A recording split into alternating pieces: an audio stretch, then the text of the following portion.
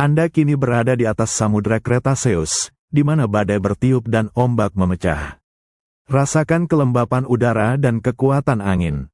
Di sini, jauh dari daratan dan pepohonan, Pterosauria terbesar berkuasa. Fokus Anda tertuju pada Pteranodon, makhluk tanpa gigi yang merupakan master lautan terbuka. Anda menyaksikan siluet mereka, sayap sempit, sangat panjang, rentang sayap hingga 7 meter, mirip dengan albatros modern. Desain sayap ini adalah hasil dari evolusi untuk dynamic soaring, seni meluncur yang paling efisien. Apa itu dynamic soaring? Pikirkan tentang perbedaan kecepatan angin yang terjadi di atas permukaan air. Di dekat air, angin bergerak lebih lambat karena gesekan. Beberapa meter di atas air, angin bergerak lebih cepat. Anda menyaksikan Pteranodon memanfaatkan perbedaan ini. Mereka akan menukik ke bawah, mendapatkan kecepatan di udara yang lebih lambat, lalu naik tajam ke lapisan angin yang lebih cepat. Ketinggian ini memungkinkan mereka mendapatkan kembali energi yang hilang, berulang kali, tanpa perlu mengepakkan sayap mereka yang mahal energinya. Mereka dapat melintasi ribuan kilometer lautan, mencari ikan dan cumi-cumi. Penerbangan mereka sangat efisien, mereka benar-benar dirancang untuk hidup di udara, bukan di darat. Jambul kepala besar mereka, yang seringkali lebih besar pada jantan, mungkin juga membantu dalam penerbangan ini, menyeimbangkan paruh panjang mereka saat mereka menyambar mangsa. Mereka telah mengatasi tantangan gravitasi dan predator darat. Di langit yang luas ini, mereka menghadapi sedikit persaingan, bahkan dari burung Cretaceous awal yang sebagian besar masih berjuang untuk mendapatkan efisiensi jelajah yang sama. Namun, penguasaan laut terbuka menuntut spesialisasi ekstrim. Paruh mereka, meskipun luar biasa untuk menangkap ikan, tidak berguna untuk diet alternatif. Kaki mereka kecil, canggung, dan tidak dirancang untuk berjalan di darat. Mereka telah mengunci diri mereka di atas lautan, di mana makanan harus ditemukan melalui dynamic soaring yang berkelanjutan. Anda menyadari bahwa keberhasilan Pteranodon terletak pada keahlian mereka yang tak tertandingi dalam berinteraksi dengan dinamika atmosfer. Mereka adalah pilot ahli, yang tahu cara mengekstrak energi dari angin.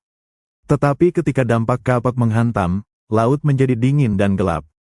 Sumber makanan utama mereka, kehidupan laut yang melimpah, lenyap. Bahkan Master Dynamic Soaring tidak dapat terbang tanpa makanan. Pteranodon, yang begitu mahir dalam hidup di lingkungan yang spesifik, tidak memiliki fleksibilitas untuk kembali ke darat dan mengubah diet mereka.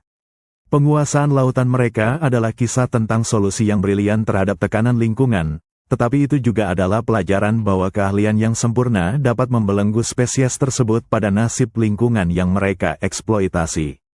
Ketika laut mati, para penguasanya pun ikut mati. Fokuskan perhatian Anda pada energi. Untuk terbang melintasi samudera Cretaceous yang luas, seperti yang dilakukan Pteranodon, dibutuhkan lebih dari sekadar kerangka ringan dan sayap yang efisien. Ini membutuhkan mesin internal yang luar biasa, metabolisme pengembara. Anda harus mengesampingkan gagasan bahwa Pterosauria adalah reptil berdarah dingin yang lamban. Mereka adalah atlet udara. Penerbangan bertenaga, apalagi pada skala raksasa, membutuhkan energi yang sangat besar. Fosil menunjukkan bahwa mereka pasti memiliki metabolisme yang tinggi, menempatkan mereka di antara endotermik, berdarah panas, seperti burung modern dan mamalia. Bagaimana mereka mencapai suhu internal yang tinggi dan berkelanjutan? Anda melihat petunjuknya pada struktur pneumatik mereka. Sistem kantung udara yang terhubung ke tulang, yang membuat kerangka mereka ringan, juga memainkan peran penting dalam pernapasan. Anda melihat sistem pernapasan satu arah yang sangat efisien, mirip dengan burung, memungkinkan mereka mengekstrak lebih banyak oksigen per napas daripada mamalia. Ini sangat penting untuk menjaga otot-otot terbang yang besar tetap teroksigenasi selama penerbangan jarak jauh. Suhu tubuh yang tinggi ini sangat mahal. Untuk mempertahankan penerbangan melayang di atas lautan selama berminggu-minggu, mereka harus terus-menerus mengonsumsi kalori dalam jumlah besar, terutama protein tinggi dari ikan laut. Anda menyaksikan seekor Pteranodon berburu. Ia harus mencerna makanannya dengan cepat untuk meminimalkan bobot internal. Ini menunjukkan sistem pencernaan yang cepat dan efisien, selaras dengan metabolisme endotermik mereka. Mereka adalah mesin terbang yang membutuhkan pengisian bahan bakar secara konstan. Namun, di sini terletak kelemahan mereka yang terbesar. Metabolisme endotermik yang tinggi yang memungkinkan mereka untuk menguasai lautan juga membuat mereka sangat rentan terhadap kelangkaan makanan. Mereka tidak dapat beralih ke mode hemat energi dan hibernasi seperti banyak reptil. Kebutuhan konstan mereka akan makanan membuat mereka sangat sensitif terhadap gangguan rantai makanan.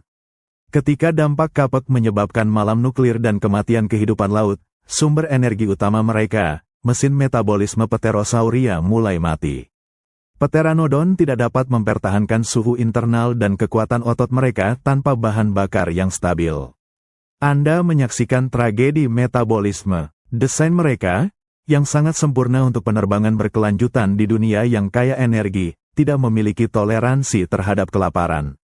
Mereka telah memenangkan permainan energi, tetapi ketika energi itu tiba-tiba habis, para pengembara laut ini tidak memiliki tempat untuk mendarat dan menunggu. Mereka adalah bukti bahwa dalam evolusi, kebutuhan energi adalah penguasa yang paling keras.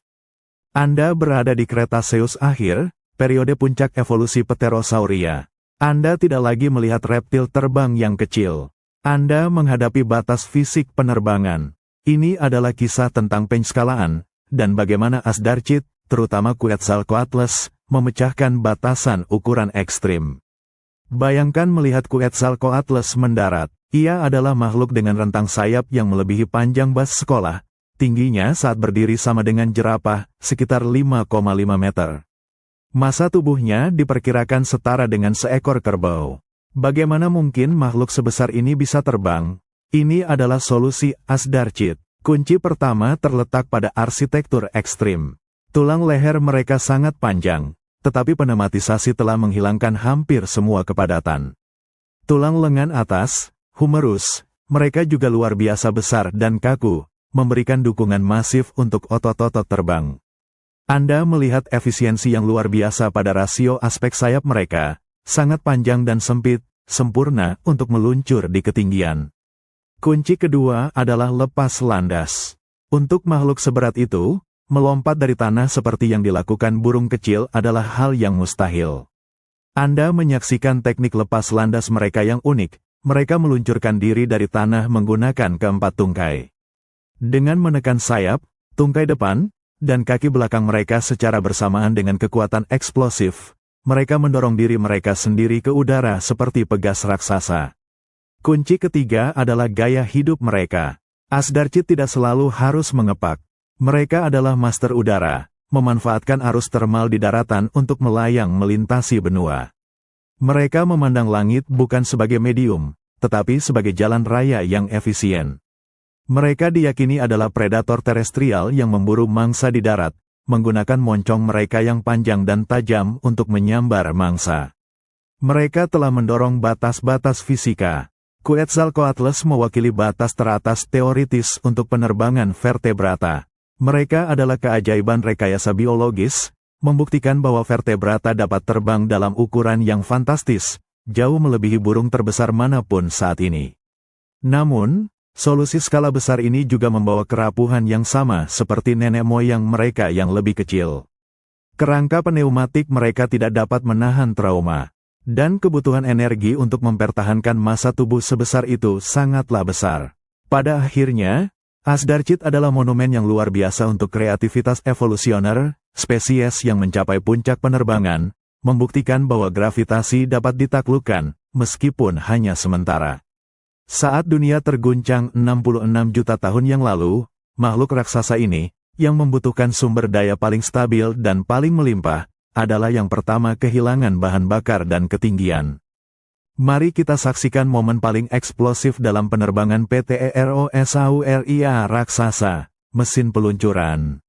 Bagi Asdarchid yang sangat besar, seperti Quetzalcoatlus, lepas landas bukanlah pilihan, melainkan keharusan fisik yang brutal. Anda melihat Asdarchid ini di tanah. Meskipun di udara ia anggun, di darat ia memiliki massa yang harus diatasi. Ia tidak bisa berlari dan mengepak seperti burung. Solusinya adalah lepas landas berkaki empat, mekanisme peluncuran yang sangat bertenaga. Perhatikan tulang lengan atas, humerus. Tulang ini sangat kuat dan memiliki struktur yang memungkinkan pelekatan otot terbang yang luar biasa besar dan kuat. Berbeda dengan burung, Pterosauria menggunakan kekuatan otot utamanya untuk dorongan vertikal ke atas saat lepas landas, bukan hanya dorongan ke depan. Anda menyaksikan urutan lepas landas. Pterosauria bersandar di pergelangan tangan mereka, mengumpulkan energi.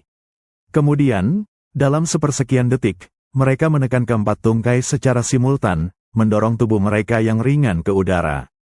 Tungkai depan, yang sekarang adalah sayap, berfungsi sebagai pelontar yang kuat, menghasilkan daya angkat dan dorongan dalam satu gerakan eksplosif. Kekuatan yang dihasilkan oleh humerus ini harus luar biasa. Tulang bahu mereka, yang disatukan dalam cincin yang kaku, bertindak sebagai dasar untuk mentransfer semua kekuatan otot ini ke sayap. Jika tulang bahu gagal, Pterosauria akan lumpuh total. Inilah sebabnya mengapa humerus Pterosauria sangat tebal relatif terhadap tulang lainnya, ia adalah inti dari mesin peluncuran. Lepas landas berkaki empat adalah biomekanika yang jenius karena memecahkan masalah gravitasi bagi makhluk sebesar itu. Begitu mereka meluncur ke udara, mereka dapat beralih ke jelajah bertenaga rendah. Mereka telah mengembangkan cara yang sangat efisien untuk melewati ambang batas ketinggian yang krusial. Namun, ketergantungan pada pelepasan energi yang cepat dan masif ini juga membatasi habitat mereka. Mereka membutuhkan permukaan yang relatif datar dan terbuka untuk melakukan peluncuran yang sempurna. Mereka tidak bisa lepas landas dari lingkungan yang padat atau air yang dalam dengan mudah. Ketika dunia Kretaseus akhir mulai bergejolak, peluncuran yang sempurna menjadi semakin sulit dilakukan. Mesin peluncuran ini membutuhkan kondisi fisik dan ketersediaan energi yang optimal. Ketika mangsa langka dan lingkungan menjadi kacau, kebutuhan energi untuk peluncuran masif itu tidak dapat dipenuhi. Anda melihat bahwa Pterosauria mencapai ukuran maksimum mereka melalui rekayasa ulang ekstrim pada humerus dan strategi lepas landas. Mereka adalah pilot roket biologis. Tetapi roket, meskipun kuat, membutuhkan kondisi peluncuran yang sempurna. Ketika bumi menolak untuk memberikan kondisi itu lagi, mereka terdampar di daratan, mesin mereka mati, menjadi bukti bahwa bahkan solusi biomekanik yang paling cemerlang pun dapat dikalahkan oleh perubahan lingkungan yang masif. Berdiri di padang rumput Kretaseus akhir, rasakan bayangan yang tiba-tiba melintas di atas Anda, begitu besar hingga seluruh cahaya matahari terpotong. Ini bukan bayangan awan, ini adalah bayangan Colossus, Quetzalcoatlus Northropi. Anda sekarang menghadapi puncak dari apa yang mungkin dicapai oleh penerbangan vertebrata. Rentang sayapnya melebihi 10 meter, bayangkan lebar sayap pesawat kecil. Saat ia berjalan di darat, ia menjulang tinggi.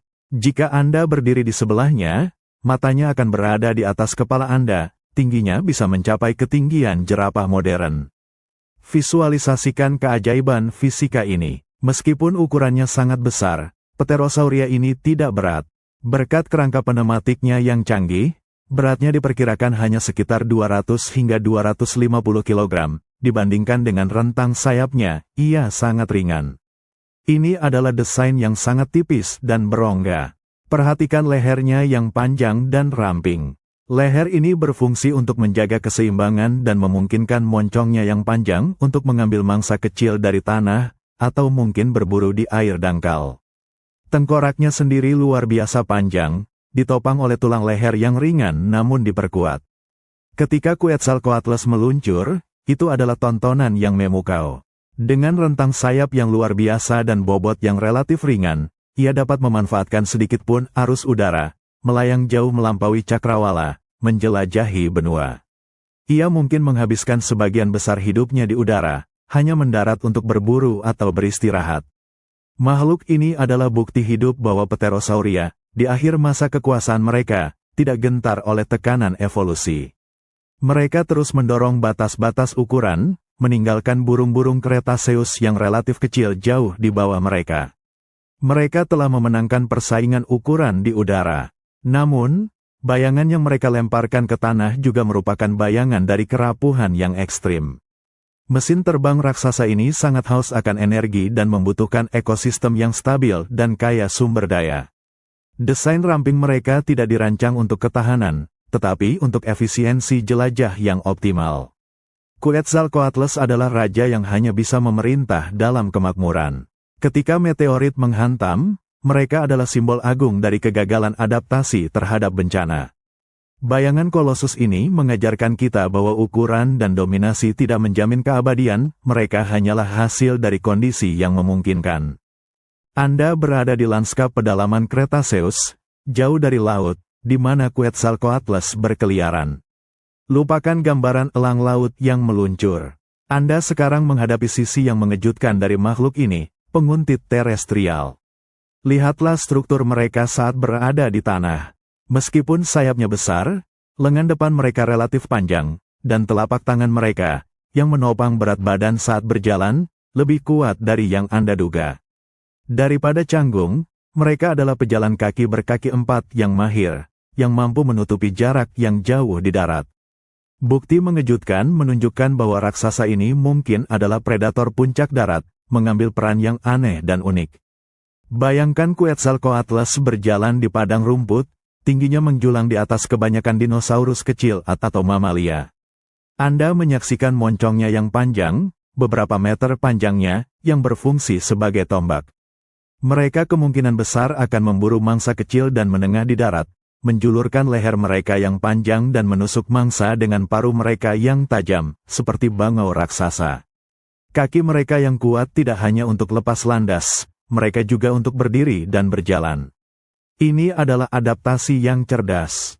Dengan mendominasi relung darat dan udara, Quetzalcoatlus meminimalkan persaingan makanan. Mereka dapat meluncur melintasi benua, menemukan makanan, dan mendarat dimanapun mangsa berada, bahkan di lingkungan di mana predator darat lain sulit diatasi. Penerbangan adalah transportasi, dan daratan adalah tempat berburu mereka. Anda melihat mereka berinteraksi dengan dinosaurus.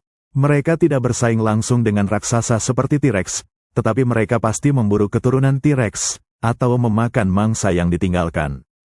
Fleksibilitas ini, kemampuan untuk terbang melintasi benua dan berburu secara efektif di darat, membuat mereka sangat sukses hingga akhir Cretaceous.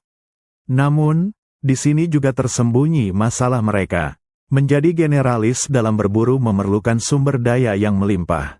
Ketika dampak meteorit menghancurkan rantai makanan, Pterosauria raksasa ini, yang membutuhkan makanan dalam jumlah besar setiap hari untuk mempertahankan metabolisme mereka, adalah yang paling terpukul.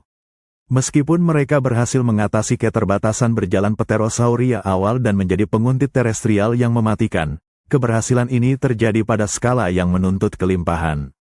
Ketika bumi menjadi tandus, mereka tidak dapat lagi menemukan makanan yang cukup untuk mempertahankan ukuran raksasa dan gaya hidup metabolik yang tinggi.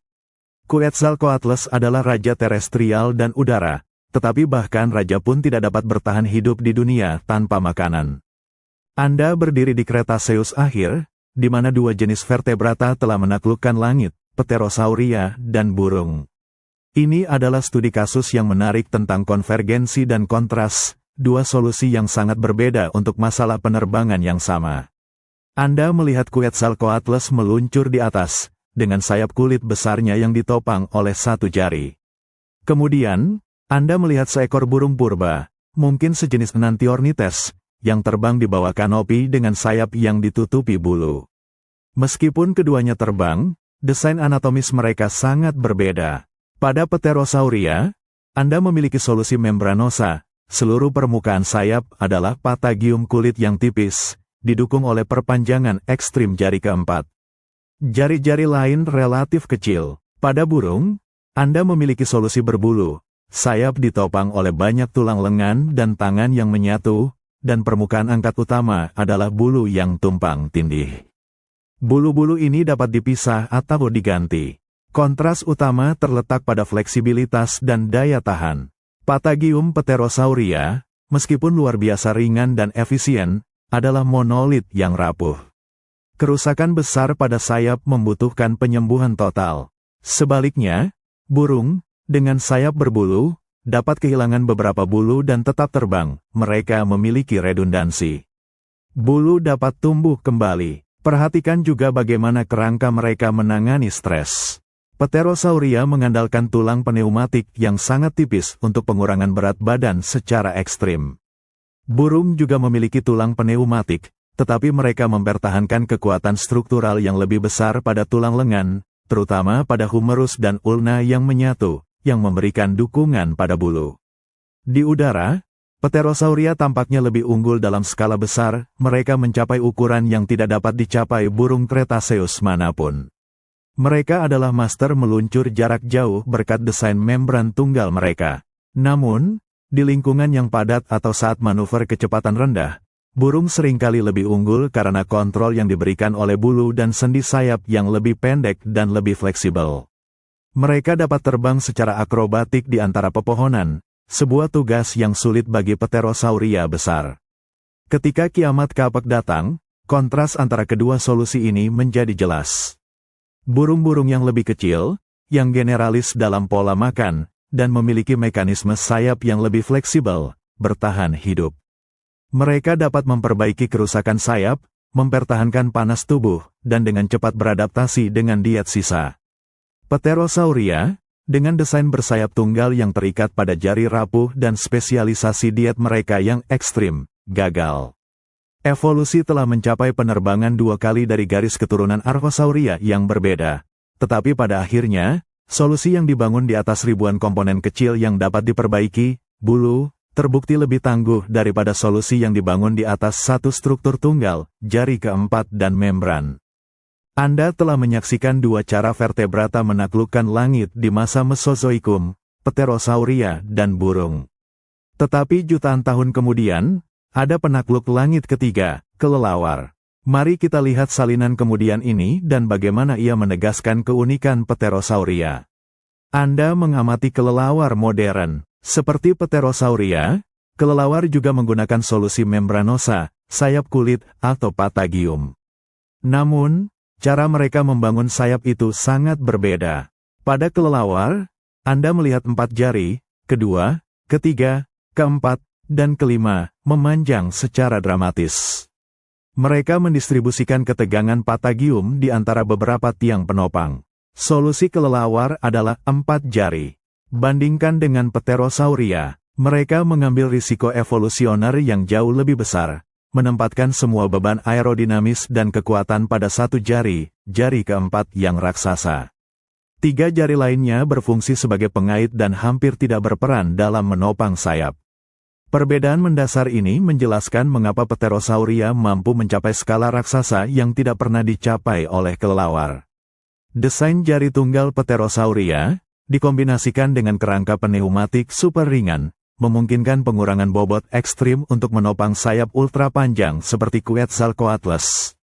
Kelelawar, dengan 4 jari yang menopang dan tulang yang lebih padat, karena mereka berevolusi di dunia pasca dinosaurus di mana ukuran besar di udara tidak lagi tidak pernah mencapai dimensi yang sama. Namun, solusi kelelawar memiliki keuntungan besar, fleksibilitas dan ketahanan. Jika kelelawar merusak satu jari, sayapnya masih memiliki integritas struktural yang dipertahankan oleh 3 jari lainnya. Mereka memiliki redundansi. Pterosauria tidak. Anda melihat kelelawar, jutaan tahun setelah Pterosauria menghilang, juga menunjukkan konvergensi, membran kulit untuk daya angkat, tetapi kelelawar memiliki solusi anatomis yang jauh lebih konservatif dan tahan lama. Kelelawar mampu manuver udara yang sangat lincah, berkat kontrol yang didistribusikan melalui 4 jari. Kisah kelelawar sebagai salinan yang lebih baru, menegaskan bahwa Pterosauria memilih jalan evolusioner yang paling ekstrim dan rapuh. Mereka didorong ke batas-batas fisika oleh kompetisi dinosaurus. Mereka harus menjadi sangat ringan dan sangat terspesialisasi untuk mendominasi langit. Keunikan Pterosauria, satu jari sebagai tuas, kerangka yang hampir tanpa berat, adalah keajaiban evolusioner yang tak terulang.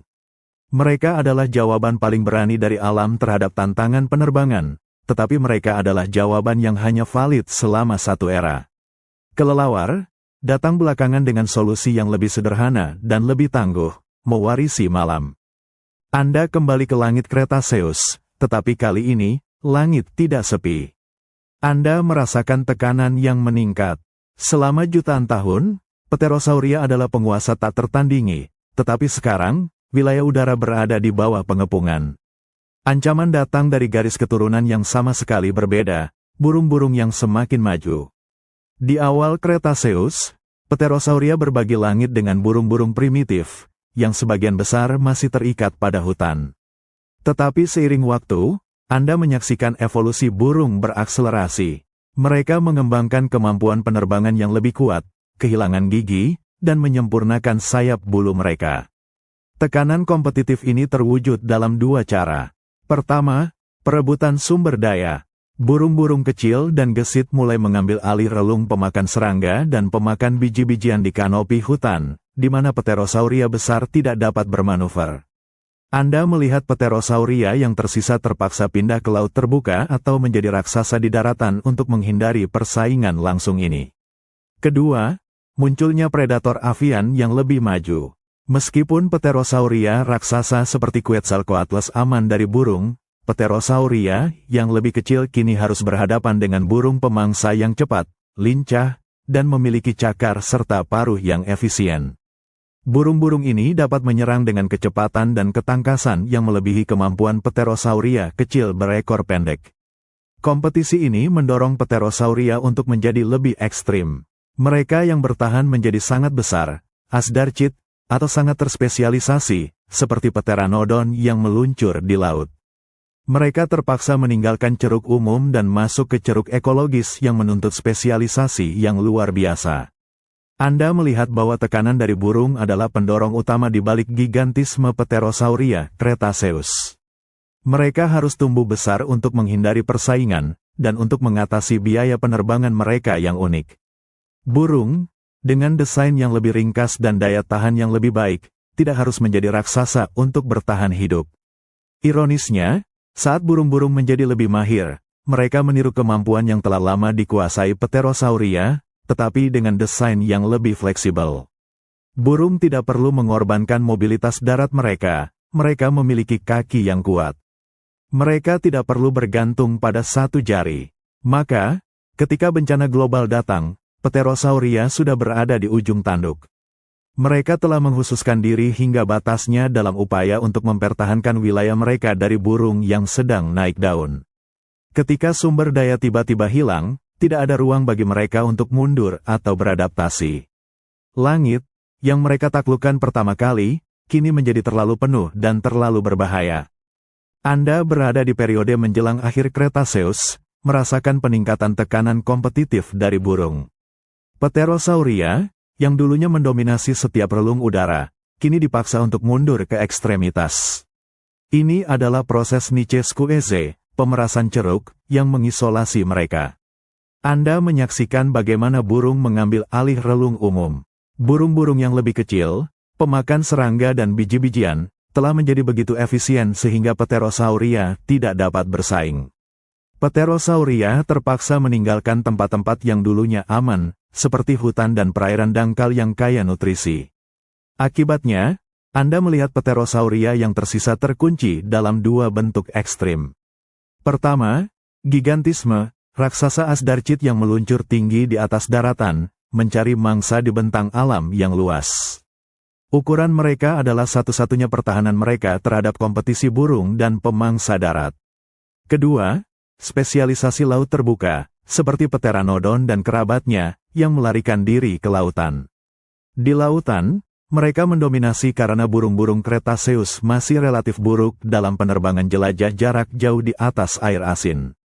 Mereka memilih isolasi ekologis. Anda melihat bahwa Pterosauria tidak menghilang sebelum kapek, mereka hanya menjadi sangat terspesialisasi. Keanekaragaman bentuk yang pernah Anda lihat di Jurassic, Pterosauria kecil, berekor panjang, dan pemakan serangga, telah hilang. Populasi Pterosauria di Cretaceous akhir jauh lebih sedikit dan sangat bergantung pada sumber daya ekstrim, ikan laut, atau mangsa darat yang besar. Keterbatasan ini menciptakan populasi Pterosauria yang sangat rentan. Mereka bergantung pada ekosistem yang besar dan stabil untuk mendukung ukuran mereka, dan pada kondisi laut yang stabil untuk memberi makan. Mereka telah berhasil menemukan tempat berlindung dari persaingan dengan mundur ke batas-batas ekologis, tempat yang tidak dapat dijangkau oleh burung yang lebih kecil. Namun, Tempat berlindung ini terbukti tidak abadi. Isolasi mereka di ujung-ujung ekologis membuat mereka sangat sensitif terhadap perubahan mendadak. Ketika meteorit menghantam, dan sumber daya ekstrim, ikan laut, dinosaurus kecil darat, segera lenyap, Pterosauria tidak memiliki relung umum yang aman untuk didiami. Mereka tidak bisa menyusut, dan mereka tidak bisa mengubah diet mereka dengan cepat. Anda menyaksikan tragedi isolasi. Mereka telah berjuang selama jutaan tahun untuk mengamankan tempat mereka di dunia Mesozoikum, hanya untuk menemukan bahwa tempat yang mereka pilih adalah yang pertama runtuh dalam menghadapi bencana.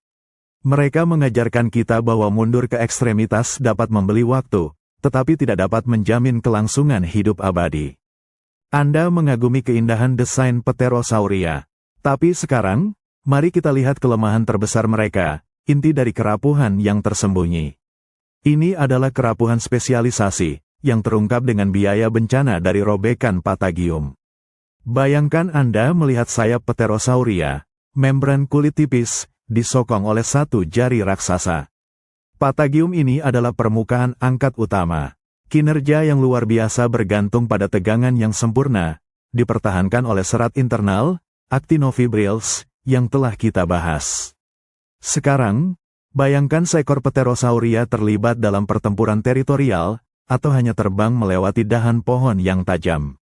Anda menyaksikan robekan cepat di tengah Patagium. Bagi burung, kehilangan beberapa bulu tidak fatal. Bagi kelelawar, kerusakan kecil pada membran dapat dikompensasi oleh jari-jari lainnya. Namun, bagi Pterosauria, desainnya adalah bencana total. Robekan besar pada Patagium secara instan mengganggu aerodinamika seluruh sayap. Daya angkat hilang, dan makhluk itu dipaksa untuk mendarat atau jatuh. Anda menyaksikan pendaratan paksa yang canggung dan berbahaya. Pendaratan itu sendiri berisiko. Pterosauria besar canggung di tanah, mereka membutuhkan ruang dan kondisi optimal untuk lepas landas kembali. Dengan sayap yang rusak, kemampuan mereka untuk mendapatkan ketinggian yang aman hilang. Tragedi ini melampaui kecelakaan. Robekan pada Patagium membutuhkan waktu berhari-hari atau berminggu-minggu untuk sembuh. Selama masa penyembuhan itu, Pterosauria, dengan metabolisme berdarah panas yang tinggi, harus tetap menemukan sejumlah besar makanan untuk mempertahankan dirinya, sambil menjadi mangsa yang mudah bagi predator darat. Spesialisasi yang membuat mereka menjadi master udara, penempatan semua beban pada membran tunggal yang disokong jari keempat, juga berarti tidak ada redundansi. Mereka telah menukar ketahanan dengan efisiensi. Dalam dunia Mesozoikum yang keras, ini adalah pertaruhan yang terus-menerus. Kerapuhan ini menjadi sangat mematikan di ambang kepunahan kapek. Ketika puing-puing beterbangan dan badai pasir memenuhi udara, kerusakan sayap pasti terjadi.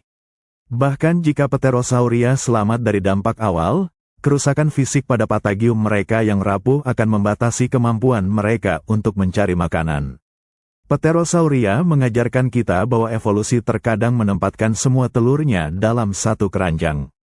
Mereka menciptakan sayap yang paling efisien, tetapi juga yang paling tidak dapat dimaafkan. Setiap robekan kecil adalah pengingat tentang betapa tipisnya batas antara dominasi dan kepunahan. Anda telah melihat keajaiban tulang pneumatik yang ringan pada Pterosauria, yang memungkinkan penerbangan raksasa. Tetapi sekarang, kita harus memahami batas rekayasa ini, bahaya kegagalan tekanan pada tulang hiperringan mereka. Bayangkan Anda memegang tulang jari keempat Quetzalcoatlus. Tulangnya luar biasa besar, tetapi terasa sangat ringan, seperti tabung karbon yang sangat tipis. Dinding tulang ini jauh lebih tipis daripada burung modern yang sebanding ukurannya. Kekuatan Pterosauria terletak pada volume dan desain internalnya, di mana rongga udara besar memberikan kekakuan. Namun, desain ini memiliki toleransi yang sangat rendah terhadap trauma yang tidak terduga. Anda menyaksikan seekor Pterosauria bermanuver dalam badai yang tiba-tiba, tekanan angin mendorong sayap dengan kekuatan yang tidak terduga. Tulang lengan atau jari yang menopang seluruh tegangan sayap akan mengalami tekanan. Jika tekanan melebihi batas elastisitas dinding tulang yang tipis itu, tulangnya akan hancur, bukan patah bersih, tetapi mungkin remuk. Pikirkan tentang pendaratan yang buruk. Jika Pterosauria raksasa mendarat terlalu keras atau tersandung, Gaya yang diterapkan pada sayap dan tungkai depan saat menstabilkan diri adalah kolosal. Karena bobot mereka terdistribusi secara tidak merata, dengan banyak massa di otot terbang, tetapi kerangka utama yang ringan, tulang-tulang yang menopang tekanan ini sangat rentan terhadap stress failure. Risiko ini tidak hanya mengancam jiwa individu. Sepanjang sejarah evolusi, hanya Pterosauria yang berhasil mempertahankan integritas tulang pneumatik yang tipis ini yang lolos. Itu berarti evolusi mereka harus sangat konservatif dalam hal kekuatan struktural. Mereka tidak bisa membuat tulang mereka lebih ringan dari batas minimum untuk menopang penerbangan. Burung, meskipun memiliki tulang yang lebih padat di beberapa tempat, seringkali memiliki tulang yang menyatu untuk kekuatan yang lebih besar. Solusi Pterosauria adalah mengurangi massa hingga batas maksimum. Ini adalah kompromi yang berhasil di dunia yang stabil, tetapi tidak di dunia yang kacau. Ketika dampak Kapek melanda, lingkungan dipenuhi dengan volatilitas, turbulensi atmosfer yang ekstrim, badai, dan visibilitas rendah.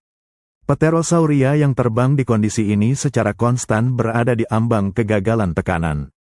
Fraktur kecil pada tulang, yang pada vertebrata lain mungkin dapat disembuhkan, bagi Pterosauria berarti penerbangan yang lumpuh dan kematian yang hampir pasti. Mereka adalah master rekayasa, tetapi mereka membangun di atas batas-batas fisik yang tipis. Tulang hiperringan mereka adalah kunci dominasi, tetapi juga adalah saksi bisu mengapa mereka tidak dapat bertahan di era di mana ketangguhan lebih berharga daripada efisiensi.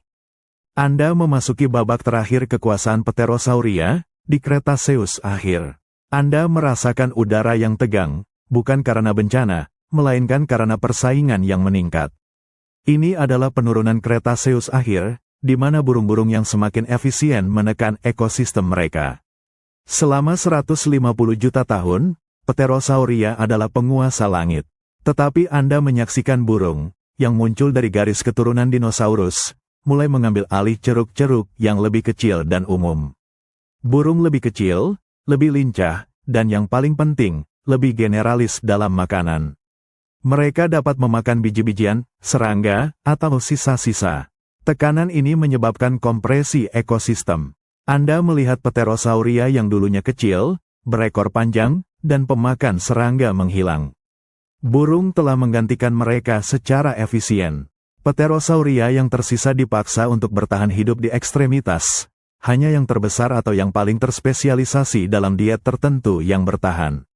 Pikirkan Quetzalcoatlus. Ia bertahan karena ia begitu besar sehingga burung tidak bisa bersaing untuk makanan atau ruang terbangnya. Pikirkan Pteranodon. Ia bertahan karena burung belum menguasai jelajah jarak jauh di atas samudra. Kompetisi ini bukan pertarungan fisik langsung, melainkan perlombaan efisiensi. Sayap bulu burung, yang ditopang oleh tulang yang menyatu dan fleksibel, lebih murah energinya untuk ukuran kecil, dan lebih tangguh. Burung dapat menyesuaikan diri dengan habitat yang beragam, pepohonan, tanah, air dangkal, dengan mudah.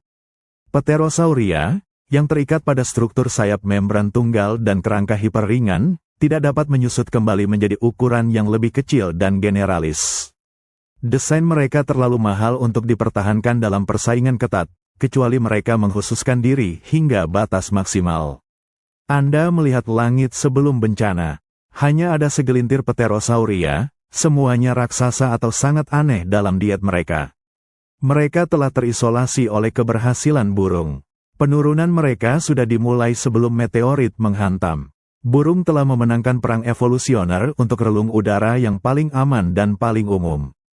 Ketika kiamat tiba, isolasi Pterosauria menjadi kelemahan fatal mereka. Burung-burung yang bertahan hidup adalah yang terkecil dan paling fleksibel. Pterosauria, yang telah terdorong ke relung yang menuntut skala besar dan makanan yang sangat spesifik, tidak memiliki kapasitas untuk generalisasi. Kisah penurunan ini mengajarkan kita bahwa dominasi tidak abadi. Burung, dengan fleksibilitas dan adaptasi yang lebih besar, perlahan-lahan, tetapi pasti, memenangkan persaingan, meninggalkan para Pterosauria di ujung batas yang tidak dapat dipertahankan. Anda berdiri di ambang bencana, 66 juta tahun yang lalu. Tetapi perhatikan langit. Langit sudah terasa kosong. Ini adalah hilangnya keanekaragaman. Pterosauria tidak tiba-tiba menghilang dalam satu malam, keluarga mereka telah memudar secara perlahan sebelum malapetaka terakhir. Sepanjang Jurassic, Anda telah melihat lusinan keluarga Pterosauria, Rhamphorhynchoids yang berekor panjang, Pterodactylus yang kecil dan bergigi, Tinasciasmatids penyaring. Di Cretaceous akhir, sebagian besar keluarga ini telah punah. Hanya beberapa garis keturunan yang sangat terspesialisasi yang tersisa, didominasi oleh Asdarchid raksasa dan Pteranodontit laut. Anda menyaksikan bagaimana garis keturunan Pterosauria kecil dan menengah, yang dulunya berlimpah, secara bertahap menghilang di hadapan persaingan burung yang lebih lincah dan generalis. Ini adalah perang gesekan evolusioner yang panjang. Setiap ceruk yang membutuhkan penerbangan bertenaga rendah atau mobilitas darat yang wajar kini ditempati oleh burung. Penyusutan ini berarti berkurangnya fleksibilitas genetik. Pterosauria di Cretaceous akhir adalah populasi yang sangat terhomogenisasi dalam hal adaptasi, semuanya cenderung besar, semuanya bergantung pada diet spesifik, dan semuanya terikat pada desain bersayap tunggal yang rentan. Bayangkan mereka, yang tersisa hanyalah raksasa Asdarchid yang membutuhkan makanan dalam jumlah besar untuk hidup. Jumlah individu yang sedikit, didukung oleh rantai makanan yang harus sangat subur untuk mempertahankan mereka, membuat mereka tidak dapat mengatasi stres yang akan datang. Ketika meteorit menghantam, dan suhu global anjlok, hilangnya keanekaragaman ini adalah hukuman mati. Jika ada Pterosauria yang tersisa yang lebih kecil, yang mampu memakan biji-bijian atau bertahan hidup dengan metabolisme yang lebih rendah, mereka mungkin memiliki peluang. Tetapi keluarga-keluarga generalis itu sudah lama hilang, dikalahkan oleh burung. Anda menyaksikan kehancuran ekosistem yang cepat. Raksasa Asdarchid tidak memiliki cadangan lemak yang cukup, dan mereka tidak bisa bersembunyi. Mereka tidak bisa lagi melakukan penerbangan peluncuran yang mahal energinya.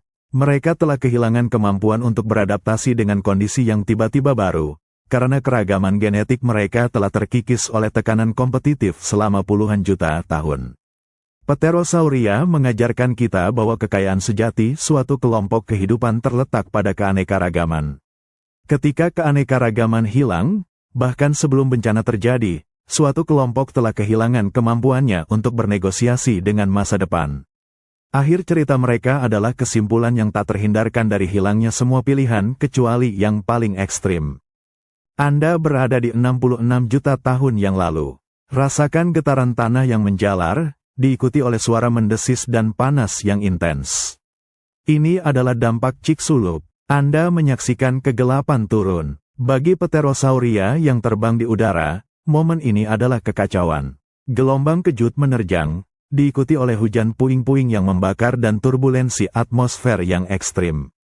Anda melihat Pterosauria, yang dirancang untuk penerbangan efisien di udara stabil, tiba-tiba harus menghadapi badai yang melampaui kemampuan struktural mereka. Ingatlah kerangka pneumatik hiperringan itu.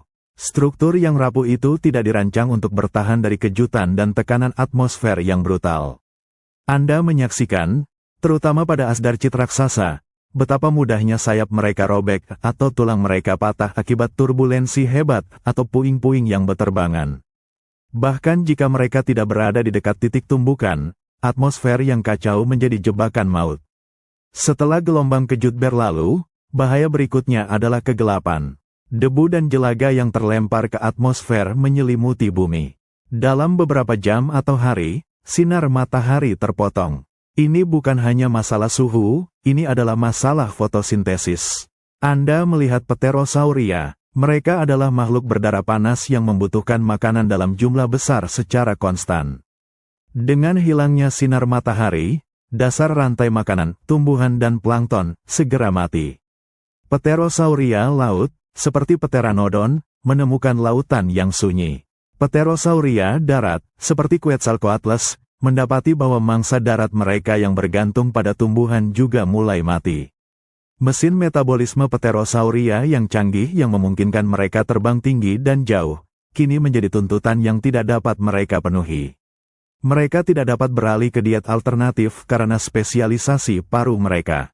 Mereka tidak dapat berhibernasi. Mereka harus terbang dan berburu, tetapi langit menjadi berbahaya dan tanah menjadi tandus. Anda menyaksikan Pterosauria raksasa, yang berhasil mengatasi gravitasi selama jutaan tahun, kini menjadi korban dari beratnya kebutuhan energi mereka sendiri. Mereka terdampar, lapar, dengan sayap yang rusak, tidak mampu lepas landas lagi. Kegelapan turun adalah akhir dari permainan Pterosauria. Mereka adalah master udara dalam kemakmuran, tetapi di dunia yang runtuh, solusi penerbangan elegan dan rapuh mereka terbukti menjadi hambatan yang tidak dapat dilewati. Evolusi telah memberi mereka sayap yang paling menakjubkan, hanya untuk menyaksikan mereka terjerumus ke dalam keheningan. Anda menyaksikan konsekuensi paling mematikan dari tabrakan Chicxulub, keruntuhan ekosistem dan tuntutan energi dari para penerbang puncak. Bayangkan dunia yang kini gelap dan dingin. Tuntutan energi Pterosauria sangat besar. Sebagai makhluk berdarah panas, mereka harus terus mengonsumsi makanan untuk mempertahankan suhu tubuh dan, yang lebih penting, untuk memberikan dorongan yang dibutuhkan untuk lepas landas dan terbang. Di era Asdarchit raksasa, Quetzalcoatlus mungkin membutuhkan ratusan ribu kalori setiap hari. Mereka dirancang untuk dunia di mana ikan melimpah di laut, dan dinosaurus kecil berkeliaran di darat. Dalam kegelapan, fotosintesis berhenti, tumbuhan mati, plankton laut mati, rantai makanan runtuh dari bawah.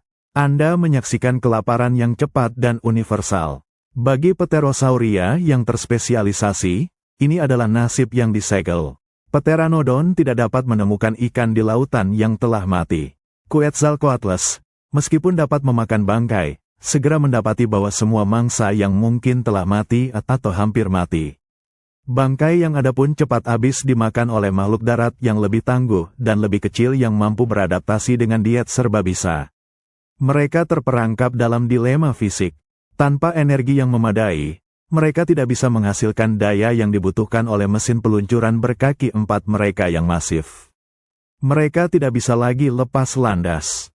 Raksasa udara, yang telah menghabiskan jutaan tahun evolusi untuk melepaskan diri dari gravitasi, kini terikat di tanah. Anda melihat siluet raksasa di padang rumput yang beku, lambat dan rentan.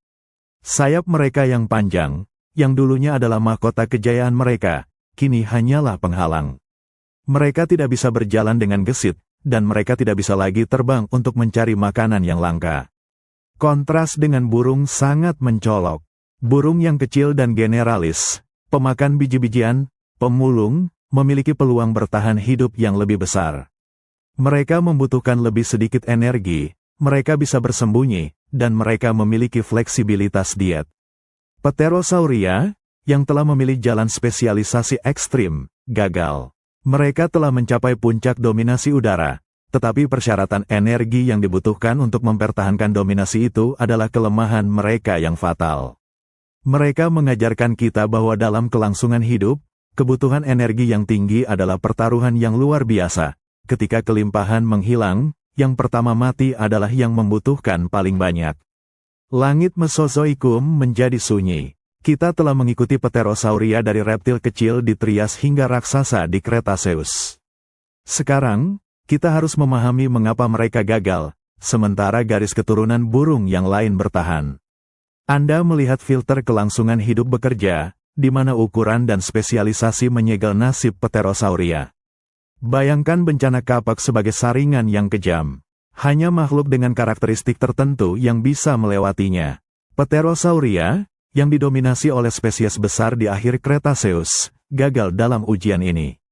Faktor pertama adalah ukuran. Pterosauria raksasa membutuhkan jumlah energi dan makanan yang luar biasa untuk mempertahankan tubuh endotermik mereka. Dalam dunia yang gelap dan beku, di mana makanan hampir tidak ada, makhluk besar selalu yang pertama mati kelaparan. Burung-burung yang bertahan hidup adalah mereka yang lebih kecil dari merpati, yang kebutuhan energinya lebih rendah dan dapat mengais-ngais sisa-sisa yang tersedia. Faktor kedua adalah spesialisasi diet. Paruh Asdarchit yang panjang dan ramping dirancang untuk menusuk, paruh Pteranodon untuk menangkap ikan. Semua Pterosauria yang tersisa memiliki peralatan makan yang sangat terspesialisasi. Ketika sumber makanan spesifik mereka, ikan, invertebrata laut, mangsa darat yang besar, lenyap, mereka tidak memiliki fleksibilitas untuk beralih ke biji-bijian, akar, atau bangkai yang lebih kecil. Faktor ketiga adalah kerapuhan anatomis. Desain penerbangan mereka, patagium tunggal dan kerangka hiperringan, berarti mereka tidak memiliki toleransi terhadap kerusakan fisik atau cuaca buruk.